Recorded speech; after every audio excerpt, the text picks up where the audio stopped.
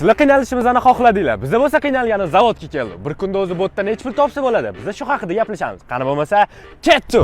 Zavodda ishlab ko'rish o'zim uchun ancha qiziq edi va biz Angrenda joylashgan okam ishlagan turba zavodga bordik. Borishimiz bilan formalarni kiyib oldik. Ish soati va ish jarayoni haqida gaplashdik. Ichkarida polni turbalar yasalar ekan. Bu zavod o'zi 50 yildan ko'p ishlab keladi va doimiy mijozlari mavjud. Ular sifatli turbalarni eksport ham qilishadi. Ishqi bir kunda ishchi turbalarni kesishga qarab turishi, xom ashyolarni joy-joyiga tashab turish, ozgina og'ir yuklar va turbalarni aravaga qo'yib, joy-joyiga taxlash kerak bo'ladi. O'ylab qarasak, o'zi ish unaqa qiyin emas, lekin biz sizni podpiska bosib qo'yishingizga arziydigan mehnat qilamiz. Keyin sekin qarasak, kech tushib qopdi, qornim ochdi. Agar bu yoqda ishlasanglar, sizlarga tekin ovqat va tekin yotoqxonalar ham bor ekan. Ovqatlanib bo'lib, biz sekin yana ishlarni qildik va skladda, zavodda ichida ishlarni qilib bo'ldik. Agar shu videoyimizni 10 mingta layk yig'adigan bo'lsa, biz stroykada ishlab ko'ramiz. Sekin kech bo'lganda ishni tugatdik. Keyingi eng qiyin ish qayerda ekanligini albatta kommentlarda yozib qoldiring. Zavodda ishlab topgan pulimiz 100 ming so'm bo'ldi. Bemalol oyiga 3 million ham ko'tarsanglar bo'ladi.